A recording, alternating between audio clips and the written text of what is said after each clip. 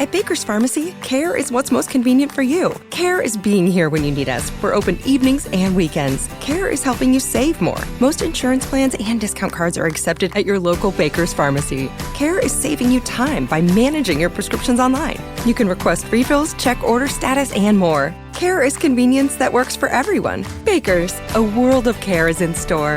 Services and availability vary by location. Age and other restrictions may apply. For coverage, consult your health insurance company. Visit the pharmacy or our site for details. At Baker's Pharmacy, care is what's most convenient for you. Care is being here when you need us. We're open evenings and weekends. Care is helping you save more. Most insurance plans and discount cards are accepted at your local Baker's Pharmacy. Care is saving you time by managing your prescriptions online. You can request refills, check order status, and more. Care is convenience that works for everyone. Baker's, a world of care is in store. Services and availability vary by location. Age and other restrictions may apply. For coverage, consult your health insurance company. Visit the pharmacy or our site for details. With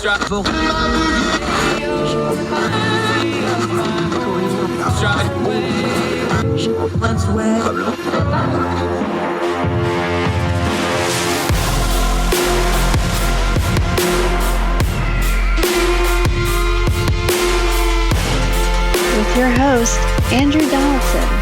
This is Heard Tell.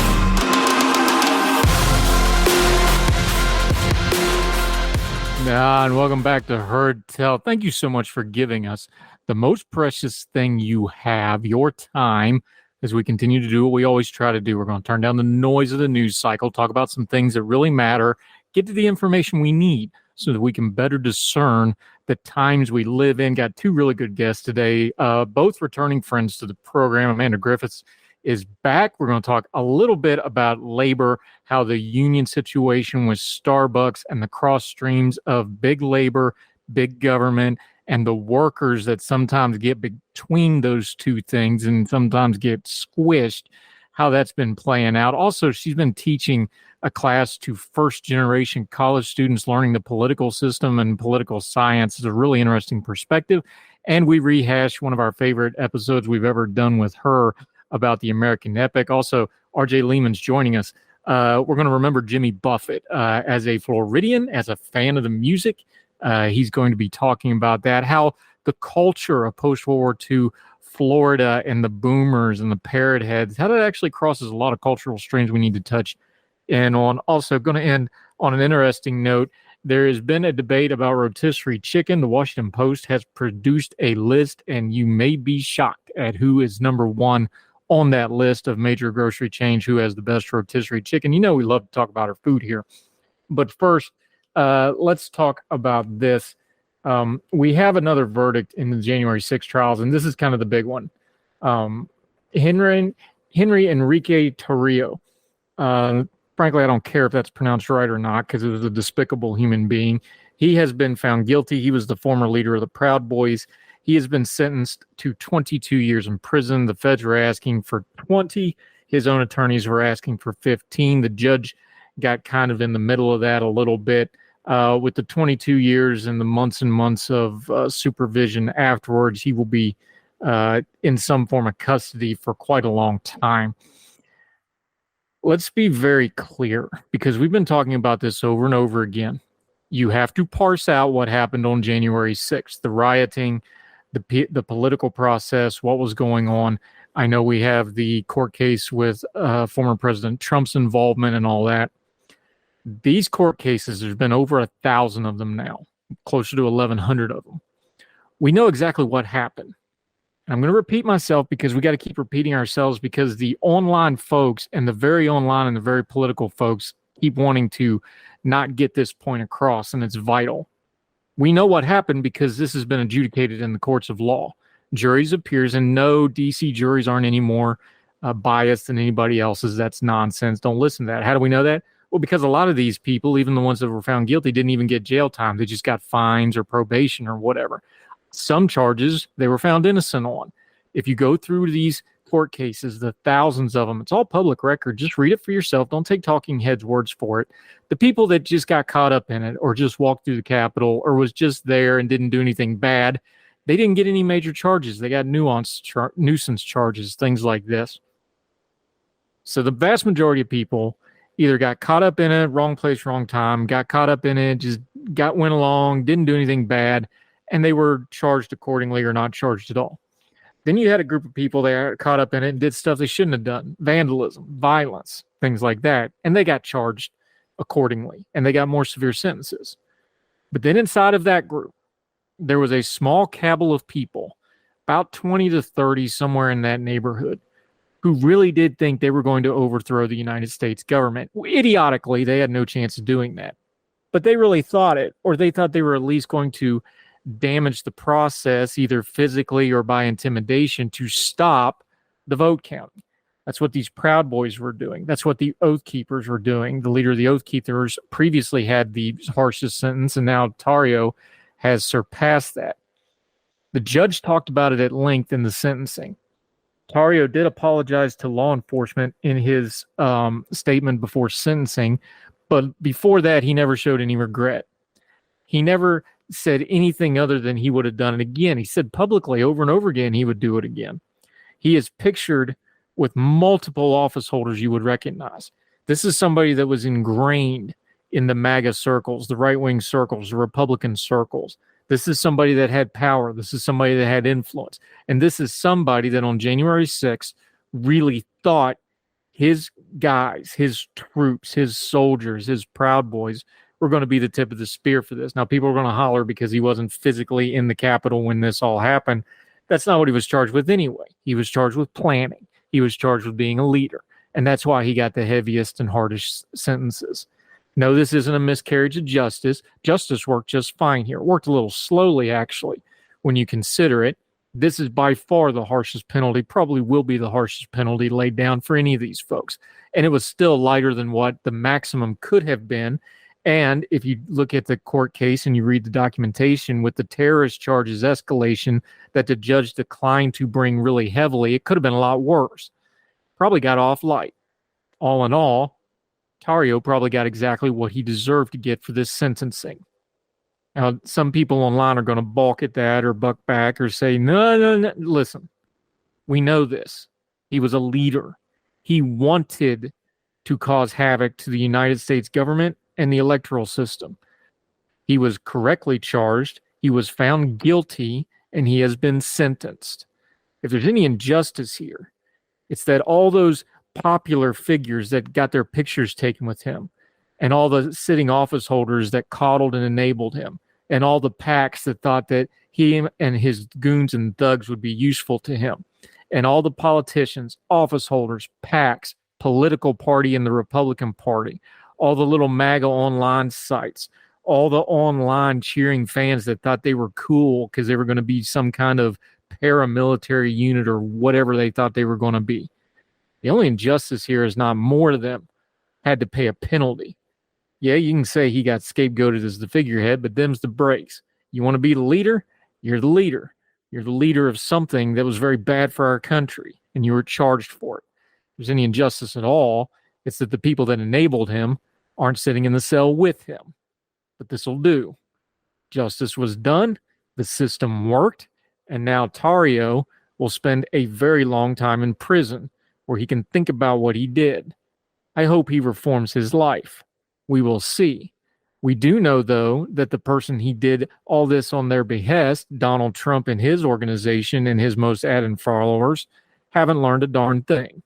They still think this was all just fine. And that, among many other reasons, is why the Tarrios of the world needed to be convicted and found guilty and put in prison for a very long time. And now they have been. More Heard Tell right after this.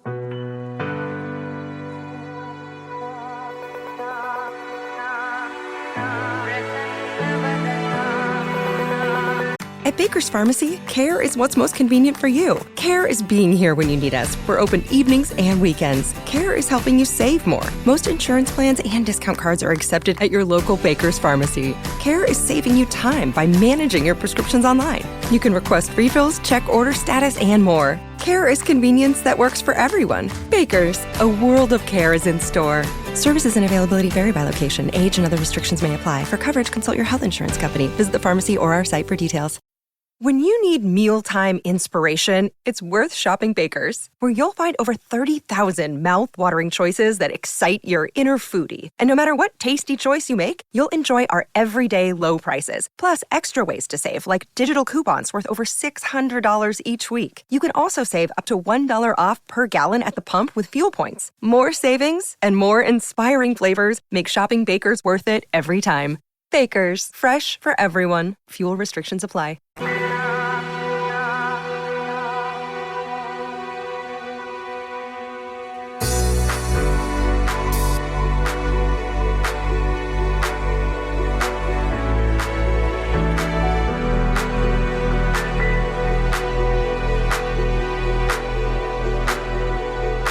Welcome back to Heard Tell. Okay, she's one of our favorites to talk to because we can go deep and far afield.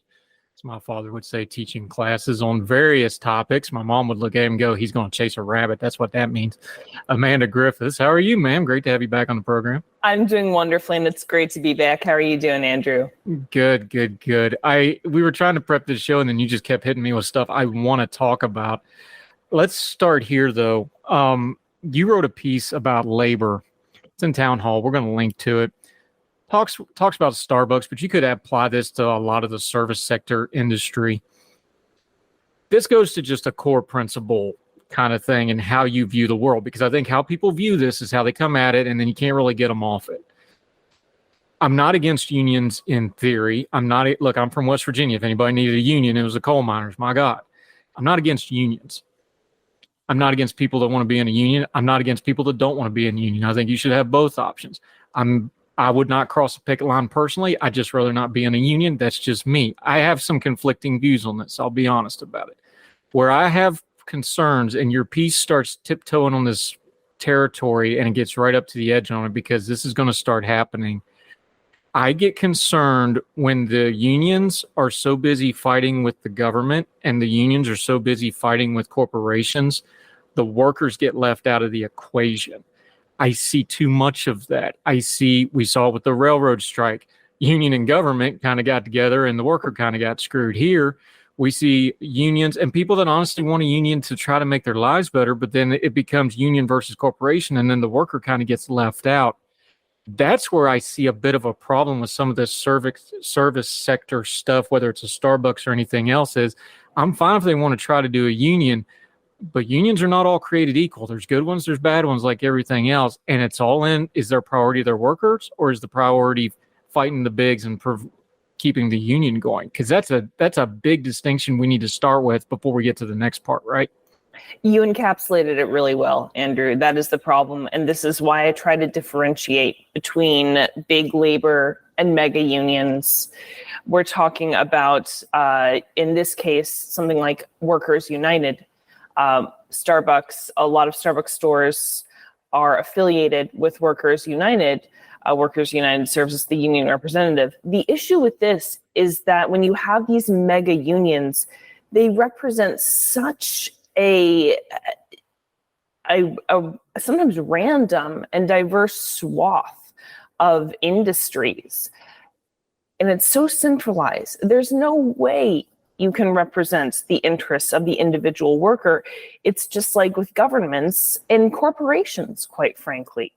The bigger and more centralized an institution becomes, the more distant it becomes from individual workers, individual constituents, whatever we're talking about. The more centralized, the more of a conglomerate something becomes, the more difficult it is to represent those discrete needs. That's what we're seeing with something like Workers United, with a lot of teachers union politics, with something like, in various cases, United Auto Workers, which can represent and do bargaining for groups very far afield. As you just said at the start of our show, groups very far afield of auto workers. And it gets really hard to speak to the needs of someone like you or me. Yeah, Amanda Griffith joining us. When you get into things like the National Labor Relations Board on top of it, bureaucratic control usually doesn't mean good things for the little guy, especially uniform bureaucratic control. And again, I'm not anti-union, but there's, to me, a lot, and when I look through history, there's kind of two different versions of unions.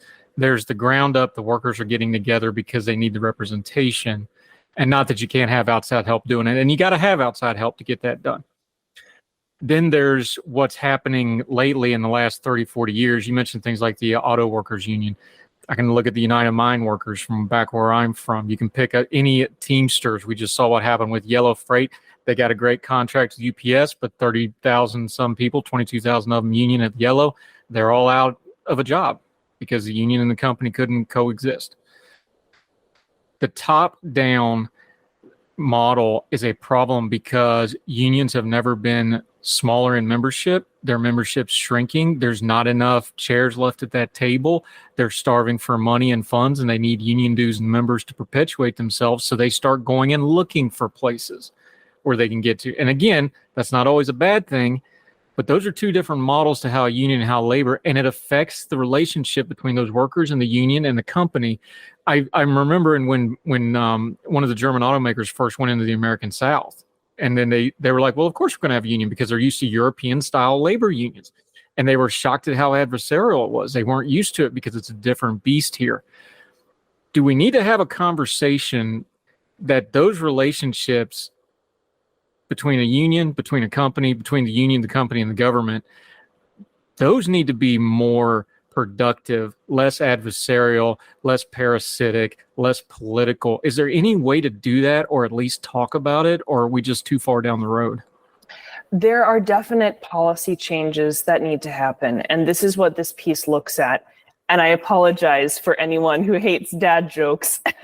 I grew up with a lot of dad jokes, and so there are a lot of coffee puns in this article. It's titled, Biden's NLRB wants to roast Starbucks over labor allegations, but it's workers who are getting burned. That encapsulates it. That sort of says it, where the relationship, the union needs to represent the worker, or in cases with teachers unions, the union needs to represent the interests of the student. So what's happening instead with the NLRB in particular is there have been a series of changes where, to get in the weeds a little bit, if a union has been authorized to act as a bargaining representative for over a year, as is the case in the Starbucks article with Workers United, for over a year without reaching a first contract, there's this stopgap, there's this exit ramp that workers can take, and they can file a decertification petition. They can say, we actually don't want this union to represent us anymore. We don't have a contract yet. We're petitioning to get this union decertified as our representative. That kickstarts a democratic process, bulwark of workplace democracy right here, these decertification elections. The workers vote. They put it to a vote amongst themselves once the petition is approved. And then they take a vote. Do we want this union? Do we not? Either the union stays or the union goes. Here's the problem. Unions can file what are called blocking charges against any decertification petition. Theoretically, yes, they have to have cause, but there's very little oversight as to what that cause is. That kicks the decision to the National Labor Relations Board or regional affiliates. And the regional affiliates, the bureaucrats, make the call. Do these workers get a choice? And in Starbucks' case, the decertification petitions have been struck down by bureaucrats. So that flies in the face of what unions are supposed to stand for, which is worker choice. Maybe the Starbucks workers just want another alternative for a union. Maybe some of them want to represent themselves. Maybe some of them don't like the way that Workers United is going about doing things. There are so many reasons why you would file this decertification petition. Ostensibly, Starbucks Corporation has been misbehaving on a national level and bargaining in bad faith. But that doesn't really give you justification to punish the individual workers. is if Starbucks is wrong for denying choice to workers, if Starbucks is wrong for engaging in unfair labor practices and denying worker agency, what makes it okay for the NLRB to do the same thing? What makes it okay for unions to ask the NLRB to help them do the same thing? That's where we get to this problem. This bureaucratic capture of the NLRB by big unions and big labor really needs to change. The union business model is dying. We see that in a dwindling membership. The reason it's dying is because unions will not get on board and adjust the way that they approach the power and the value of the individual worker. They're rehashing this old stale narrative that very fortunately is not true anymore. Workers have power. Workers have value. You are valuable because of who you are and what you can bring to a job, you as an individual. Unions do not like that because that flies in the face of what their business model is. They've effectively become what the corporations that they rightly railed against in the past used to be.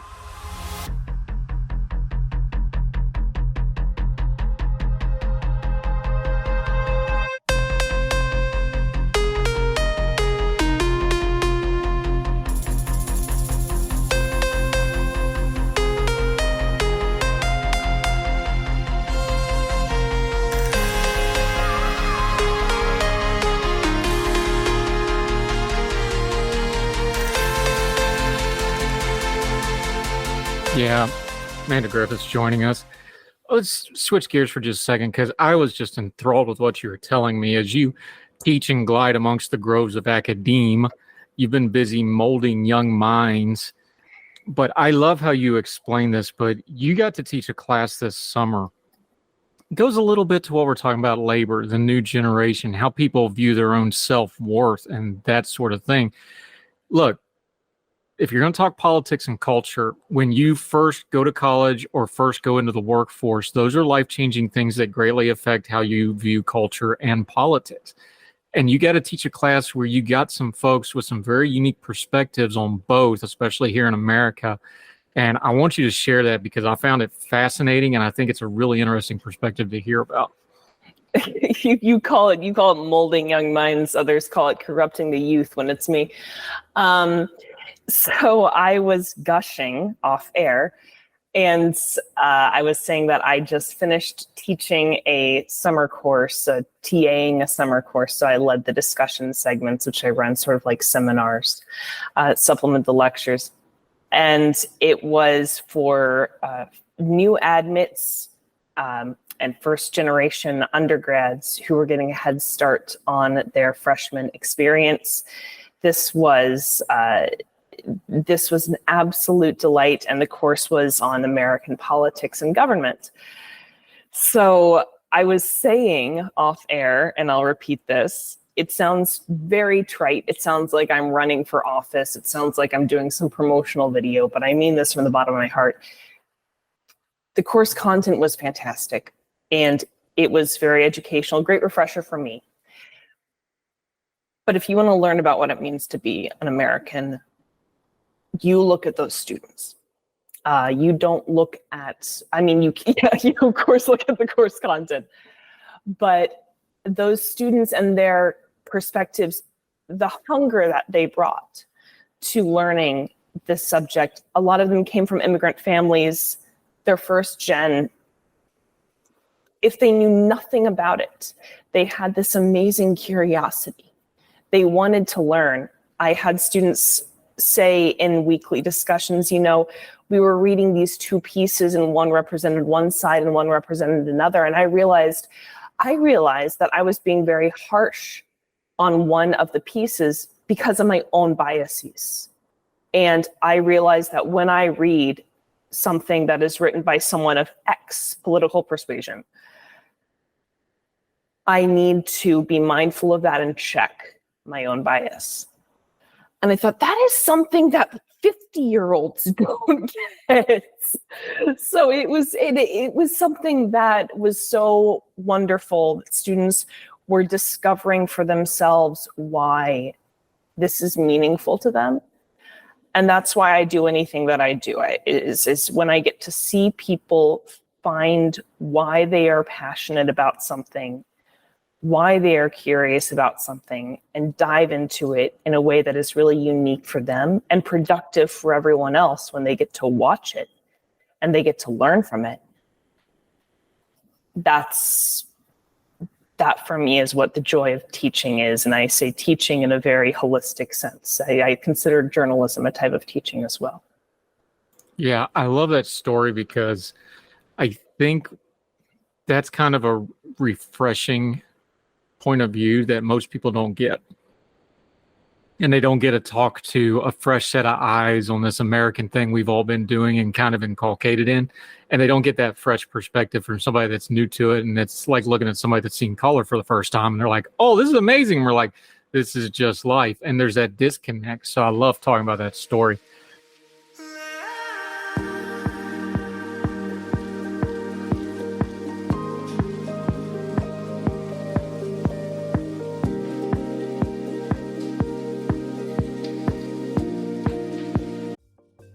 Folks, if you've listened to the Heard Tell program, you've heard our friend Gabriella Hoffman, but you need to make sure you're checking out her podcast, District of Conservation. It's a podcast exploring the nuances of true conservation efforts from DC and beyond. From topic discussions to exclusive interviews with conservation and energy newsmakers, Gabriella keeps listeners appraised of the latest news stories while elevating important voices. Listen to the District of Conservation on Apple Podcasts or wherever podcasts are played. Religion is at the intersection of our 21st century life, even if we don't express a faith. At a time when it seems that religion isn't as prevalent as it once was, it still leaves its mark everywhere. As a pastor, I know that religion isn't something I just do on a Sunday, but it's found in every nook and cranny of my life. Sexuality, politics, social media, the economy, war, nationalism, all have some kind of religious angle to them. And as a communicator, I want to find the stories that can help people understand this part of our society that is so important to so many. Hi, I'm Dennis Sanders, and I'm the host of Church and Main. Church and Main is a podcast about the journey of faith and where it intersects with modern life. I look at faith with a journalist's eye, asking the who, where, what, why, and how religion affects some of the major issues of the day. Join me as we journey together. You can listen to Church and Main podcast at the website churchandmain.org or on your favorite podcast app. I look forward to seeing you.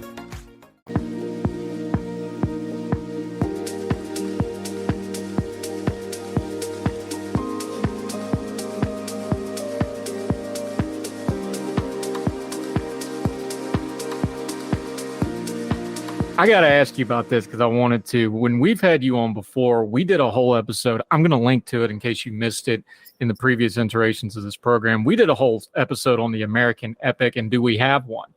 And what we're talking about is like, Homer and the Iliad, that kind of stuff, Beowulf. What's American's epic? And we got some comments recently, which is amazing because somebody's still watching this like a year later. There's two events in American history that really stood out. The Revolution you could kind of bring up, but that's us and England together. The American Civil War always comes to the top of the heap on that.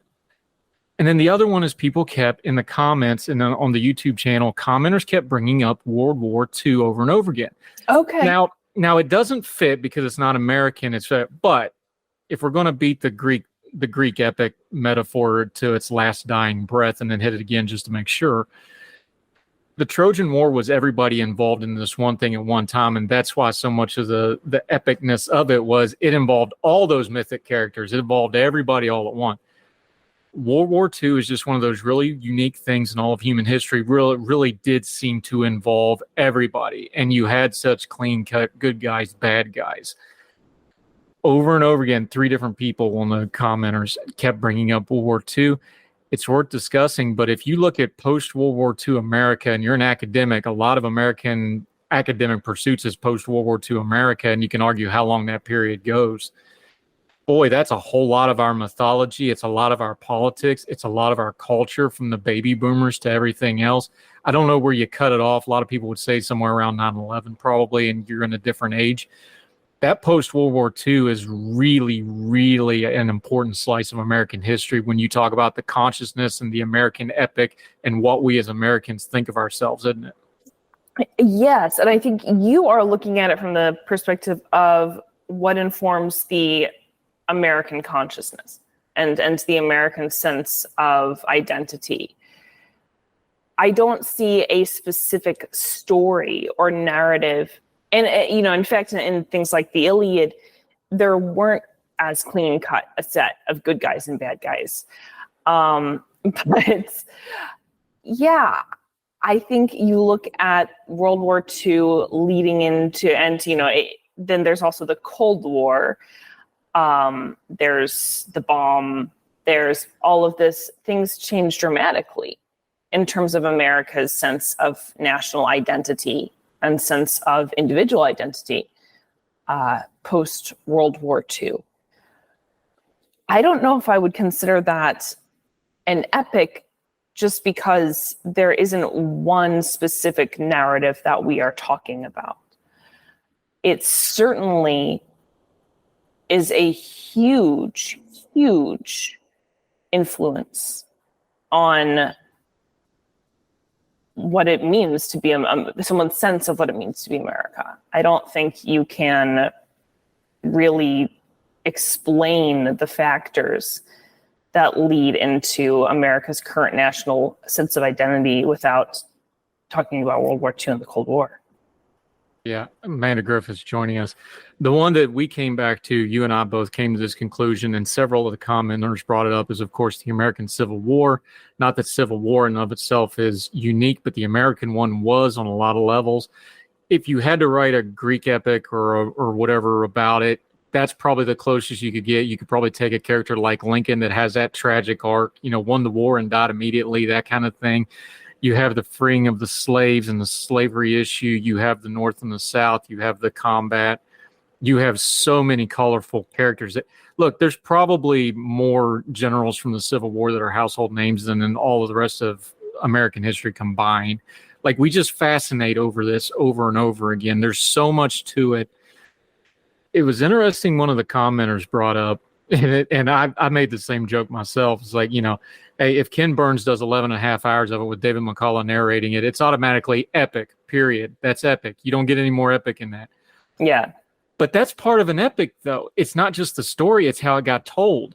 Homer survived where a lot of, he wasn't the only guy writing. Like, there was a lot of that stuff written. That's the one that survived. That's think true. Of the Civil War. We also got to talk about the mediums of it. It's like, boy, the Civil War story just grabs parts of us, and it's been retold in a manner where we're never going to get rid of it. And that's part of what brought it forward as an epic too. Because, Homer wasn't the only writer in Greece, but boy, he survived everybody else. Well, and he wasn't a writer. I mean, you're reminding me of the fact that the Homeric epics were initially not written down. So I'm here and I'm being a bit of a stickler and saying, well, but we're not talking about a specific narrative, and it's true, we're not.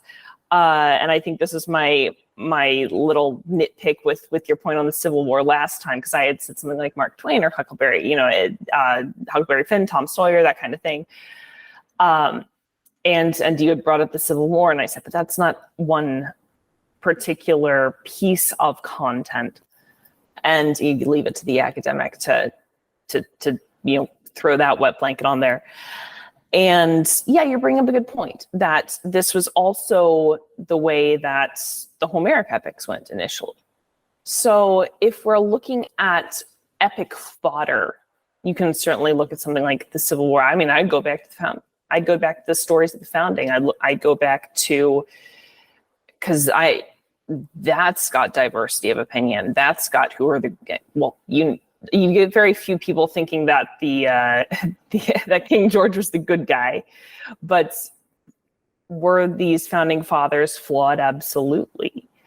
Yeah, you're bringing up a good point that Homer was not really writing it down. Yeah, we have a couple of royalists that join our show from time to time that would argue that point on you, but we'll leave George. By the way, George III is actually a fascinating historical character. He's gotten a little bit of run with the Bridgerton stuff and the spinoffs, but he's actually a really fascinating character to read up on, despite the fact that we whooped him twice. Do you know, I just learned this. This is a really fun cocktail party fact. Thank you, Neil deGrasse Tyson, for teaching me this, not directly. The planet Uranus was initially named George after King George. I'm not making this up. You would have Mars, George, Neptune. You would, it was named after, because it was discovered by someone whose patron was King George, and so he wanted to name it George, and that is why the moons of Uranus, as sort of as the comedian Chuck Nice on Neil deGrasse Tyson's podcast put, as a constellation prize, the moons of that planet of Uranus are named after Shakespearean characters, because they're like, we can't name the planet George, we're sorry, we just can't do it, but we can name the moons after English things, ? So that's your little bit of trivia for the day. And there's another good example of it is, like, if you really want to get a stickler for source material, you're going to run into a problem with Shakespeare in a big old hurry. Oh, so are you gonna throw all that out too, or are we just going to accept it for the greatness it is? Shakespeare was Shakespeare. Yeah. Are you sure? I am almost. That's a whole nother. Give Willie his flowers, as the kid would say. He's a good guy. I love talking this big picture stuff. I've already talked to you a little bit. We're going to do a couple of deep dive things like our Machiavelli one. We're going to link to those if you missed them the first time. We had so much fun with that. Let folks know where they can keep up with you, find you, and what you got going on until we get you back on the show. Sure, yeah. I'm still a Young Voices contributor, so you can find all my work at Young Voices. You can also follow me on Twitter at Ajax the Grift, speaking of Homeric epics. And I'm also a newly minted Young Voices Social Mobility Fellow. That is going to be a really fun 6 months of writing about entrepreneurial freedom, consumer choice, and poverty alleviation. I'm really excited to tackle it. So yes, all things Young Voices, and still a PhD student, newly relocated from UCLA to UW-Madison. So you can find me a whole bunch of places. Follow on Twitter at Ajax the Griff, and also Young Voices. Just stay away from Hector the Troll online. You'll be fine, Amanda Griffiths. Appreciate you greatly. See you soon. Thank you, ma'am. Thank you, Andrew. Yes, ma'am.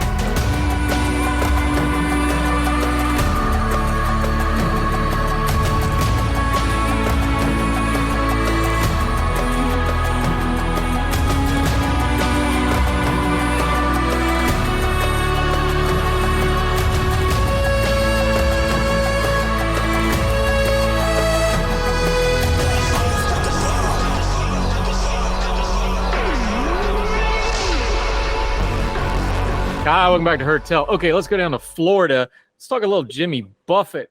Good friend RJ Lehman. He is in charge of things like the Law and Economics Center. You say it because you say it better than me. You've worked with RSI. How do we get to be talking about parrot heads with you?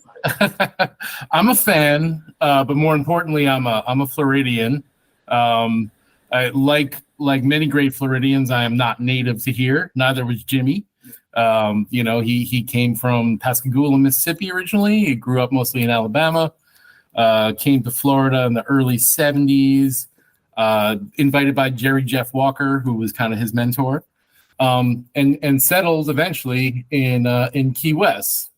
And my contention is that Jimmy Buffett, Henry Flagler, and Walt Disney, in fact, are the triumvirate, the three men who shaped modern Florida to be what it is today.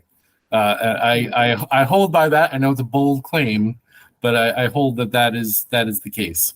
Now, Disney's the easy one because everybody, nobody, we overuse things like visionary, but turning a swamp outside of Orlando into the biggest tourist destination of all time is visionary. Like nobody, you talk about the land, the DeSantis stuff has brought up some of the land deals that they got. The land deals, the development, Mhm. Like nobody had ever seen anything like that anywhere in the world. It was amazing. Yeah. What Jimmy Buffett did with Florida, like we joke about Florida Man now, a lot of that comes from Jimmy Buffett, and by his own admission, he didn't really create anything new. He merged two or three things that was existing. Yeah. Look, my family did that. My uncle and his wife, my aunt, they moved to Florida in the late 50s. A lot of that first wave of the boomers that came down there, although he was actually a little older than the boomers. He was born in the early 30s. That wave that came down in the 50s and 60s and really made Florida what Florida is. They came from West Virginia, made their life in Clearwater. Yeah. I kind of saw this growing up in the 80s and 90s when we go to Florida. Buffett just took things like tiki culture, like rednecks, country music, calypso music. Yep. You know, one guy, I forget who it was, Cody's like, not everybody can do, you know, steel drums and trombones and country lyrics to make it all work. He did. He was a great combiner of things, and people attached to it identity-wise. Yeah.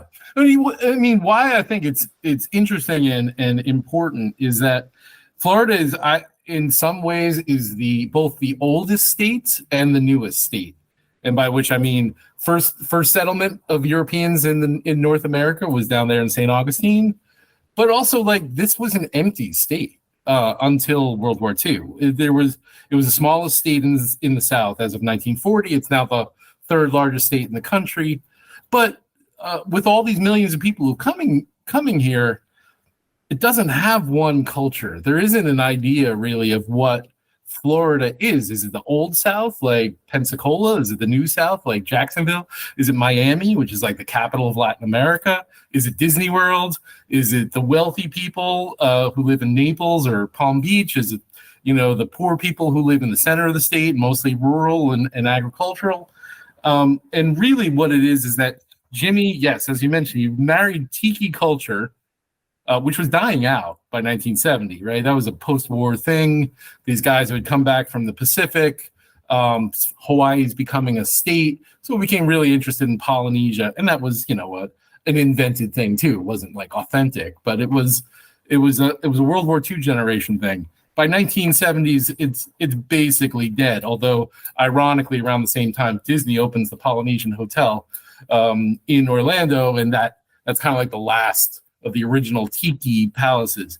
So he marries that with redneck culture, with shrimp boils from Low Country, South Carolina, with gumbo from New Orleans, and with boats and a beach lifestyle, tropical drinks.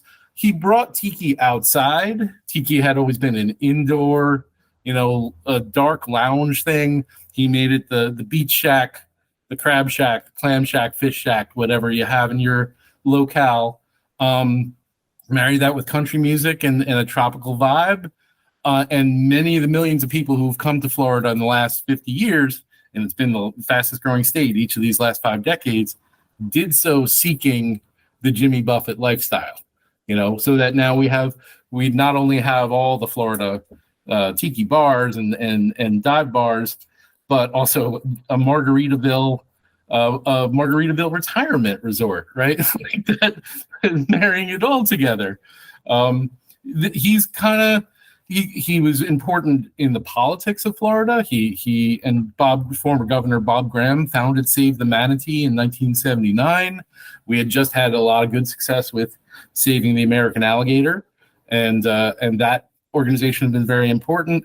He's done tons of work on Everglades conservation, but also things like, you know, Salt Life, the brand Salt Life, and Tommy Bahama, and the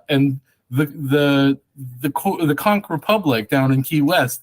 None of that would happen without Jimmy Buffett. Jimmy Buffett was a central figure in, you know, creating this new idea of what a Florida man is, like you have an idea of what a Texan is, or what a Californian is, or what a New Yorker is.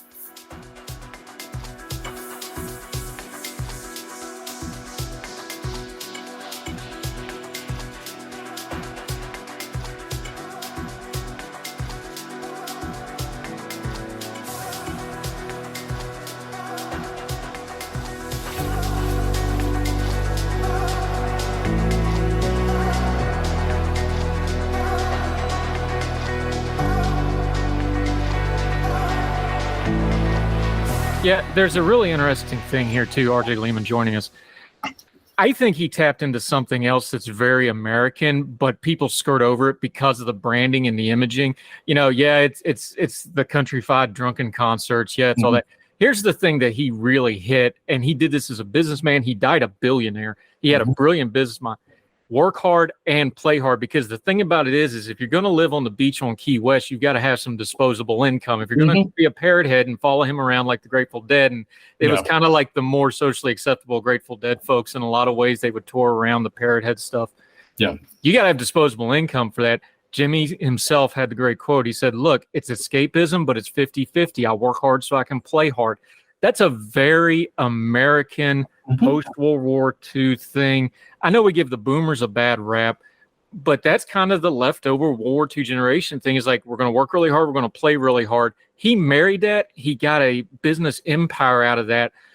It's the unspoken thing that's underneath Jimmy Buffett's life that I think is worth exploring a little bit, is that he worked hard. He played hard. You got to have disposable income to have fun, but when you have fun, let go. That resonates on a level that you don't have to explain to people. Is that a fair way to put it? I think it is, yeah. I know not everybody who follows the Jimmy Buffett lifestyle or wants the Jimmy Buffett lifestyle embodies that, right? You see it. If you go to any local bar here, wasting away in Margaritaville, people sometimes forget the first two words are wasting away. Right? That's not a great thing. And there's a lot of pickled older folk. I mean, it is ironic that he died of skin cancer, which is obviously a risk here in the Sunshine State. But he obviously he romanticized relaxation, but he was also a very hardworking man, a best-selling author in addition to his musical career, and had 40 albums make the Billboard Top 200, which is that's quite an accomplishment. RJ Lehman. He also, something the Florida folks are very acutely aware of, that some of the just fans that heard the music or probably just know Margaritaville, not a lot of humanitarian work. You mentioned a little bit of it. He did a lot of manatee stuff like that. Also a very accomplished pilot, had an extensive airplane collection, actually donated a couple of amphibious airplanes. Things like Irma in the Caribbean, he sent his own planes to go deliver supplies. He did a lot of humanitarian stuff. For all the beach laying around, wasting away, singing, this is actually a guy who left a pretty good swath of good on top of the music he left. Absolutely. And one of the best stories about his being a pilot was when his plane was fired on coming into Negril, Jamaica. They thought he was carrying drugs. And he said it was no hard feelings. He probably had gotten away with something else in the past. And so he just wrote a song about it called Jamaica Mistaka. Love it. Here's the thing about Jimmy Buffett. He's one of those people the music industry has a lot of characters in it, because you got to be a little half crazy to make it in the first place. He was really one of those guys. You just didn't hear anybody say anything bad about him. We mentioned it earlier. He toured up through July, was his last concert. He actually did a couple spot shows with some of his backing band guys, just spot things after that. He died of a rare cancer that he had kept for the most part private. A lot of people didn't really realize it for the last 4 years. He toured through almost all of it. Yeah. You just don't hear anybody. He's gotten a real push the last 10, 15 years in contemporary country music. A lot of guys have kind of brought him in. He's had a couple hit songs duetting with, people like Alan Jackson. Yeah, sure. Yeah. He's had a really good run, but he was also a really good guy that you just don't hear anybody say anything bad about Jimmy Buffett, the man. Right. No, I think that's absolutely true. His music's not for everybody. I understand if someone tells, where to say. But it's hard to not like it. Like Margaritaville, even if you don't like it, if Margaritaville comes on, you're going to hum along for a minute. I think he had great sense of melody. He had great sense of humor. And he experimented. There's Margaritaville itself is kind of a groundbreaking song that, to bring in that kind of calypso Caribbean vibe into what's fundamentally a country song, that was brand new, and I think he opened the door for other people to make similar fusion. Yeah, RJ Lehman. Let's circle back to where we started. Jimmy Buffett kind of gave an identity to a state in Florida, and of course Key West, which is its own separate thing, really, Florida, but still it's part of the country. He gave an identity to kind of that new wave. You already mentioned it. It's one thing to be the growing state. Now Florida is one of the main states. Doesn't matter whether you're talking politically important. It's very politically important, economically important. It's an absolute engine to the American economy in a lot of ways. It's probably one of the biggest foreign visited states in the country, along with California and New York. What's the identity of Florida going forward now that it's not the up and coming state anymore? It's one of the top 2, 3, 4 states, and it's probably going to be for the foreseeable future. What's the identity now? It's getting more crowded. There's more people. Where does this morph now, and especially as the boomer generation starts to pass on in the next 10 to 15 years? For a lot of us, the number one issue is going to be coming to grips with how do you have a sustainable lifestyle in a place where nature kind of wants to take it all away. We are obviously the most hurricane prone state, but that's not the only thing that we face. We are second in tornadoes behind Oklahoma. We have serious sinkhole issues. Rainy day floods sunny day floods are something that you're seeing more and more. So did we build responsibly to be able to enjoy what you like? I mean, it's interesting because you go back to his work in conservation. A lot of that is bipartisan in Florida, right? Certainly, offshore drilling is a non-starter in this state. That is, we've seen what happened to Texas and in Louisiana. Tourism is still the biggest industry in the state. People do not want oil rigs off there, don't want the risk of a Deepwater Horizon, which did impact, some of the panhandle, but thankfully we missed the worst of it.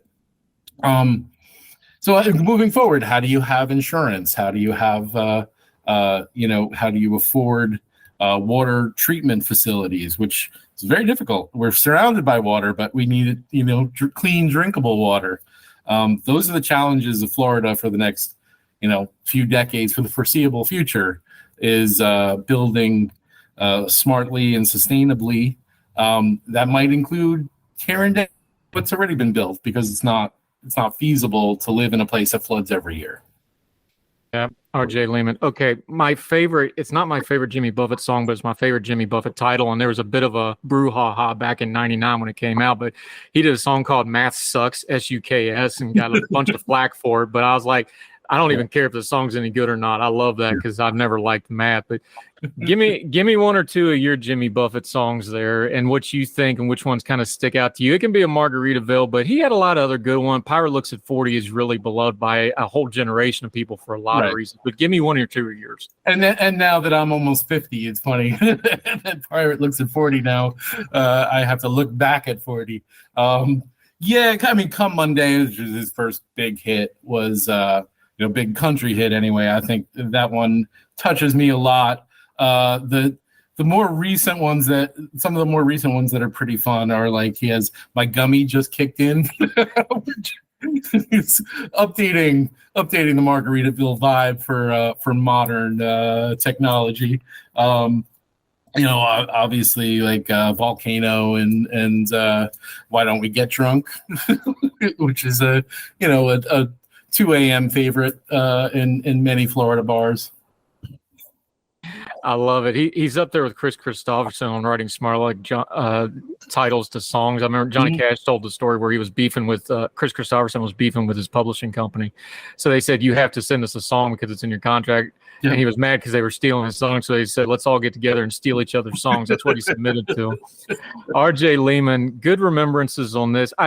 We just got to admit, some of this culture stuff comes from places like a Jimmy Buffett, and people but it taps into something that's already there, and we need to understand these things. I appreciate the time. Let folks know what you got going on, having follow you until we get you back on again to talk more Florida stuff, buddy. Yep.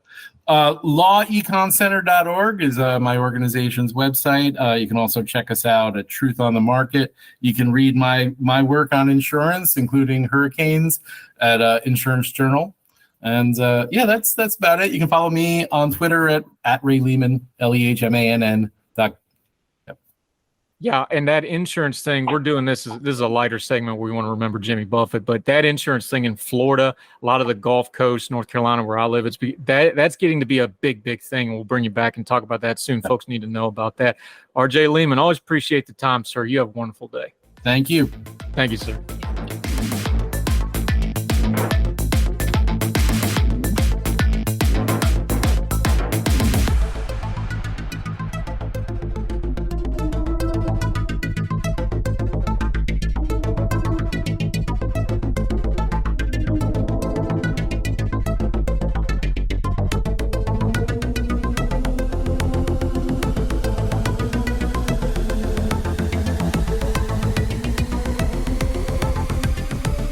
Welcome back to Heard Tell. Let's end on a good note. Rotisserie chicken from the grocery store deli. Yes, it's a staple of a lot of people's diets and menus and planning because you can use it for all sorts of other stuff. They're cheap compared to the amount of food you're getting for the price. And let's just be honest, rotisserie chicken's a lot like pizza. Even when it's bad, it's still pretty good, especially compared to not having anything at all. I love rotisserie chicken. We're not food snobs here, although we do a lot of food like Twitter Supper Club. Yes, it's still Twitter Supper Club. And I love my food writing at Yonder and Home and now over on the Substack, heardtell.substack.com, free plug there. But the Washington Post has done a taste test of all the rotisserie chickens. Would you like to hear this list? I know I would. All right, Bird is the word. Number 10, Harris Teeter. I think that's a little low. I shop at Harris Teeter all the time. Their stuff's pretty good, but they were number 10. Number 9, Whole Foods' lemon herb. So just because it's more expensive doesn't get it better. There you go. Food Lion, staple throughout the South and Mid-Atlantic. Food Lion. This is what my mom gets for rotisserie chicken. They shop at Food Lion in Summersville, West Virginia. How y'all doing? Food Lion, number 8, Kirkland's. This is, of course, the Costco in-house brand. We're going to have to get Brooke Medina back on the program. She is, of course, the defender of all things Costco. They're down at number 7. Number 6, Signature Cafe. That's the Safeway brand. Of course, more out west, various brands under Safeway. The Signature Cafe Traditional is at number 6. Wegmans. A lot of people really are brand loyal to Wegmans. Their plain rotisserie chicken comes in 5. Members Mark. Seasoned, that's the Sam's Club in-house brand. If you're a Sam's Club member, they're number 4. Wesley Farms, BJ Wholesale Club, tied with Sprouts Farmers Market. Sprouts is another store I go to occasionally. They got really good produce and a good meat counter, but them and BJ's Wholesale are tied for 3rd and 4th. Nature's Promise Classic, that's the Giant food chain. If you're anywhere near a Giant, number 1. You food snobs might want to get a hold of something and bite down. This is going to hurt a little bit. Number 1 rotisserie chicken, Walmart Traditional. People loved it. Let's just read a little blurb here. Quoting the Washington Post, to be fair, this bird had a significant wing up since the big box brand's traditional variety was clearly, upon inspection, much more heavily seasoned than the others. Discernible bits of rosemary and other herbs flecked its skin and penetrated into the flesh. Yes, that's called cooking for those of you from Logan. Multiple tasters, back to the Washington Post, dug the black pepper notes that were prevalent. This is a parenthetical, but it's funny, guys. Oh my God, pepper was a sample quote. Back to the quote. One noted, though, that the aggressive seasoning might limit its versatility because it might take over one surmise. It also is higher in calorie and fat. Well, yeah, if it tastes better, it's got more calories and fat. That's common sense, folks. And all the others we sampled, which might have helped it pack some flavor, still overall at 1 points for having equally moist, dark, and white meat in a prevalent batch, and at least in this batch of chickens, elusive poultry flavor. In addition to that garden of herbs, actually tastes like chicken that was cooked by someone who likes to eat rotisserie chicken, praised one person. Current prices, a Walmart rotisserie chicken is about 3 pounds, 1 ounce at $2.28 a pound. That's about $6.97, $7 for a meal that'll feed the whole family and or make you several other things. If you want to make some chicken salad, you can also chop this up, put it on tacos, burritos, all sorts of various things. Get your rotisserie chicken, folks. Make your life better. We'll link to the whole piece. But if you want that rotisserie chicken, just go to Walmart, according to the Washington Post. That'll do it for Heard Tell. Thank you so much for all the success. I don't know why this is, but we took a long break. I had some health stuff going on. I had some family stuff going on. So we didn't do shows for a couple months. So when we came back, we figured the audience would be way down, and it was. I don't know why, but all of a sudden over the last week or so, the numbers have spiked way, way back up. So whatever you're doing, keep doing it. We appreciate it. If you're listening on any of the podcasting platforms, iTunes, Spotify, iHeartRadio, make sure you're following, subscribing on those platforms. Even if you use multiple different ones, subscribe on the different ones. That also helps us keep track of how you're watching and listening to the program. We can keep track of it that way. Don't forget the YouTube channel also has Good Talk segments in vivid high-definition video if you just really want to watch us.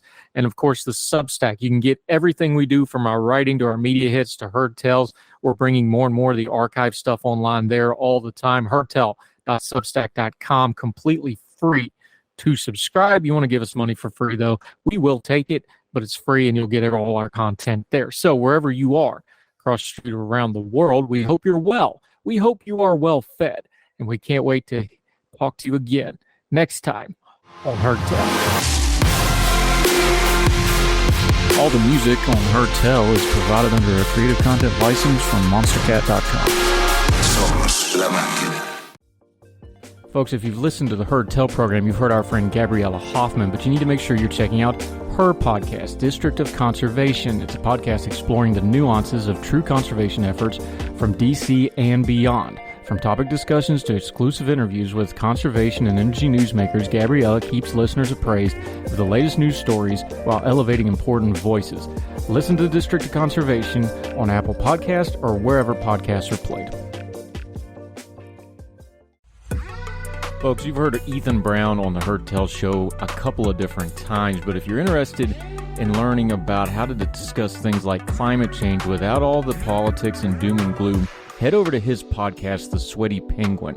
Sweaty Penguin is a late-night comedy-style climate podcast working to add nuance, critical thinking, humor, and hope to the climate conversation. They got over 100 episodes already, breaking down weekly news stories and specific topics, from the vanilla to the ADHD to the international accountability to orangutans. Yes, I know, that's a comedy thing, so just go with it. But each time, exploring different ways we can make progress on these issues while still helping the economy, health, security, and everything else we care about. Feel overwhelmed, exhausted, or excluded by today's climate change discourse? This is the podcast for you. Find The Sweaty Penguin wherever you get your podcast or at www.thesweatypenguin.com. At Baker's Pharmacy, care is what's most convenient for you. Care is being here when you need us. We're open evenings and weekends. Care is helping you save more. Most insurance plans and discount cards are accepted at your local Baker's Pharmacy. Care is saving you time by managing your prescriptions online. You can request refills, check order status, and more. Care is convenience that works for everyone. Baker's, a world of care is in store. Services and availability vary by location. Age and other restrictions may apply. For coverage, consult your health insurance company. Visit the pharmacy or our site for details. At Baker's Pharmacy, care is what's most convenient for you. Care is being here when you need us. We're open evenings and weekends. Care is helping you save more. Most insurance plans and discount cards are accepted at your local Baker's Pharmacy. Care is saving you time by managing your prescriptions online. You can request refills, check order status, and more. Care is convenience that works for everyone. Baker's, a world of care is in store. Services and availability vary by location. Age and other restrictions may apply. For coverage, consult your health insurance company. Visit the pharmacy or our site for details.